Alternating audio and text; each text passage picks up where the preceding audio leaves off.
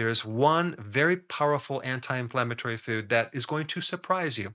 And I wish I knew about this a long time ago when I had my inflammation. I had a lot of gut inflammation, but you can apply this to any inflammation. This also applies to people with autoimmune diseases and anyone with a condition that is itis, which is inflammation of fill in the blank. Now, there is a huge connection and relationship between inflammation in your joints and inflammation in the gut. Many joint inflammatory processes, including many autoimmune diseases, originate in the gut. And I'm going to go through the foods that you should avoid first, okay? And then I'm going to tell you what you should be eating. But the foods that create the most inflammation would be related to something like gluten, which actually is in grains. Most of the grains create inflammation in your gut. Most people with arthritis don't know it, but their grains that they're eating are creating a lot of inflammation. Then you have the obvious things like alcohol, sugar, junk foods.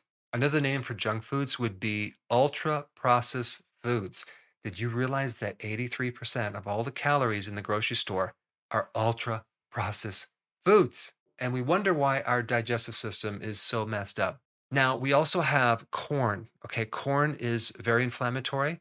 It's usually in some type of processed refined corn product or high fructose corn syrup. But I think about like 96% of all corn is genetically modified, which means it could have traces of glyphosate, which is considered an antibiotic. It can actually mess with your gut flora and create other issues. And then we have soy, the same boat. Most soy is genetically modified. And soy and corn have lectins, which also irritate your gut, which then can stir up the inflammation. And by the way, corn is not a vegetable, it's a grain. Okay. And we eat corn in so many different things corn chips, tortillas. It's in a lot of foods, especially at the grocery store.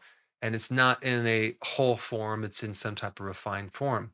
There's even a new type of genetically modified corn that we have not really done the safety test yet. And that's going to be very interesting what happens with that one. And then, of course, we have the obvious seed oils too, like canola oil, the soy oil, the corn oil, all the oils that are highly refined, they're omega 6, they're inflammatory.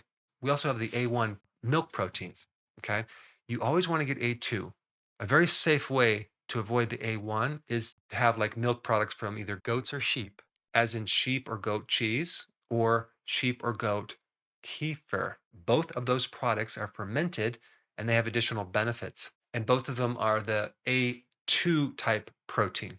But I will say that a lot of people have casein allergies, and that is the problem. But then again, they also might have a lactose milk sugar intolerance. Okay. And that creates another issue. The same thing with gluten. You don't necessarily have to have an allergy, it could just be a gluten intolerance.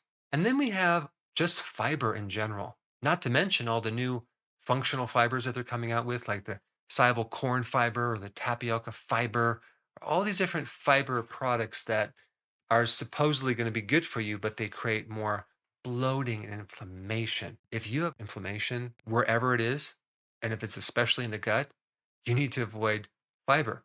And that includes all fiber, and especially the so called healthy, like plant proteins and beans and legumes and even vegetables. That's going to actually irritate your colon. You should probably do carnivore for a while and you'll probably feel a lot better. But I just listed all of the foods that greatly contribute to inflammation. So now let's talk about the most important food to get rid of your inflammation. This food has a very high level of glutamine. In fact, if you look at all the foods out there with the highest level of glutamine, it would be this food. But let me just explain what glutamine is. It's an amino acid for your colon cells, which is a single layer of cells that line the inside of your colon. This forms the barrier to your immune system deeper inside. But your intestinal cells are very hungry for glutamine. In fact, out of all the glutamine, they hog like 30% of it, okay, for themselves. Glutamine is very important in producing ATP energy. Glutamine fuels the intestinal layer of the cells as well as the mucosal layer where all the good bacteria hang out. And glutamine supports tight junctions. You see, I originally talked about this gut being a source of inflammation, but I didn't describe exactly what's occurring. What's occurring is leaky gut, which is intestinal hyperpermeability. You basically have holes in this single layer cell that goes right in, and larger molecules of food that are not broken down can get through there. And then your immune system tags them as a foreign entity to be destroyed. And that's when you start developing antibodies and allergies against foods. So, this problem really is a bypass of normal immigration. It doesn't give the normal stamp of approval through the immune system, and it gets through and it creates a lot of problems for you. So, all of those bad foods I talked about kind of put a hole through your intestine. And glutamine is the solution for that. But now the question is, what food has the most glutamine?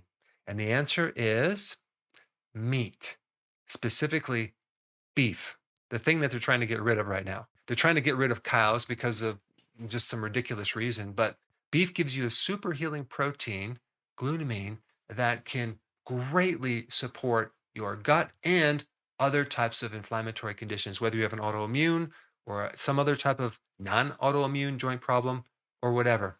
Now, you can actually take glutamine as well, but beef is the best anti inflammatory food that you can possibly eat. In fact, before the ketogenic diet, when I was eating all those carbs and when I switched over to beef, oh my goodness, did I feel better. It was incredible. I no longer had bloating. And it was really weird because I thought that you needed fiber to kind of push things through. But little did I know that beef really calmed the fire down in my gut. And a lot of inflammatory conditions went away. I had arthritis so bad in my hands and my spine, I had no idea it was connected to my diet and primarily all the carbs and grains I was consuming. You just have to try it. Let's say that you're a vegan and you want to know what is the best vegan source of glutamine. Ready for this? Cabbage. That's right. Especially red cabbage, but all cabbage is loaded with glutamine. So those are the two foods that have the most glutamine if you were to look at like just the spectrum of a meat and a vegetable. And this is also what I talk about in other videos using like cabbage for gastritis or an ulcer or any type of GI inflammatory condition. You can't really do a lot of other vegetables and fiber, but that's the one that most people can deal with, especially if you do it in a fermented form, the sauerkraut, because that way you get all this glutamine from the vegetable, but you get the microbes as well. Now, there are other things that are loaded with glutamine as well. You have cheese from either a sheep or a goat, or the kefir, like I mentioned. You also have eggs and fish, and especially bone broth, okay? That's loaded with glutamine. So now I kind of simplified how to heal your inflammation and gave you the things that you need to avoid to really turn this thing around. I'm telling you, if you have inflammation, I don't care what kind, you should start eating these foods. These I would start basically eating beef and cabbage and just watch what happens to your inflammation. I think you'll be quite surprised. Now, because of the censoring and the suppressing of the algorithms on YouTube, it's becoming more difficult to find my content.